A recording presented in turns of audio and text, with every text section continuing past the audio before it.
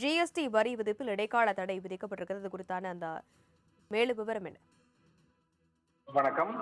நுகர்வோர்களிடமிருந்து உள்ளூர் cable TV ஆபரேட்டர்கள் வசூலிக்கக்கூடிய அந்த தொகையில் அரசு கேபிள் டிவி கழகம் சம வருமானத்தை பெறுகிறது என்றும் அதற்கான ஜிஎஸ்டி வரி எந்த ஒரு பாக்கியும் இல்லாமல் செலுத்தப்பட்டு வருவதாகவும் கூறப்பட்டிருந்தது. உள்ளூர் கேபிள் டிவி ஆபரேட்டர்கள் அவர்களுக்கான ஜிஎஸ்டி வரியை செலுத்த வேண்டும்.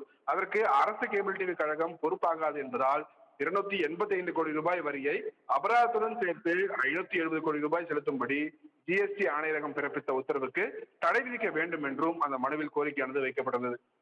இந்த வழக்கு நீதிபதி கிருஷ்ணன் ராமசாமி முன்பாக விசாரணைக்கு வந்தபோது தமிழ்நாடு அரசு கேபிள் டிவி கழகம் சார்பில் ஆஜரான மூத்த வழக்கறிஞர் வில்சன் கேபிள் டிவி ஆபரேட்டர்களின் வருமானத்தை அரசு கேபிள் டிவி கழகத்தின் வருமானமாக கருத முடியாது என்றும் ஜிஎஸ்டி ஆணையரகம் பிறப்பித்த நோட்டீஸுக்கு உரிய பதிலளித்தும் அதை பரிசீலிக்காமல் இந்த உத்தரவு பிறப்பிக்கப்பட்டுள்ளதாக அவர் தரப்பில் வாதங்கள் வைக்கப்பட்டது.